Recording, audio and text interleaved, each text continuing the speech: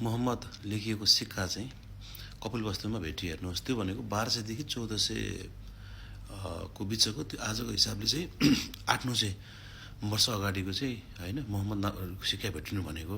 यो देशमा मुसलमानहरू पनि 800-900 वर्ष अगाडि भन्दा अगाडिदेखि आएर बसेको रहेछ भन्नुभयो। हेर्नुहोस्, हामीलाई त पृथ्वीनारायण शाहहरूले चाहिँ यो नेपाल एकीकरण गर्ने बेलामा होइन उनीहरूलाई चाहिँ अब हतियार भित्राउन सघाउने, हतियार चलाउन सिकाउने, मैले कतै पढ्दाखेरि जानकी मन्दिरहरू बनाउँदा पनि कारिगरहरू भन्ने सुनेको थिएँ। हेर्नुहोस्, त्योभन्दा पनि पुरानो इतिहास रहेछ। धेरै नै 800-900 वर्ष अगाडिदेखि नेपाली भूमिमा चाहिँ मुसलमानहरू थियो रहेछ। हेर्नुहोस्, भनिसकेपछि फरक यति भइदियो कि भारतबाट आएको चाहिँ शाहहरूले होइन ब्राह्मणहरूले जस्तो जातीय विभेद लिएर आएन, राज्यको माथि संरचना बसेर एक्लुट रूपमा गरेन होइन। त्यसो भन्दाखेरि हामीले चाहिँ होइन यो त हिजो अस्ति आएको जस्तो भन्ने, तर त्यो गलत त रहेछ। हेर्नुहोस्, उनीहरू शान्तपूर्वक तरिकाले आयो।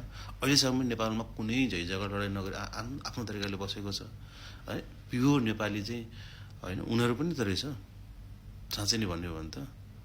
अनि अब म के अरे मेरो निरन्तर भनाइ नै हो। हेर्नुहोस्, हामीले हाम्रो बोलिने भाषालाई मात्रै, हाम्रो मानिने धर्मलाई मात्रै, हामीले लाउने पहिरनलाई मात्रै, हामीले खाने खानालाई मात्रै, हामीले बस्ने भूगोलकोलाई मात्रै नेपाली भन्छौँ।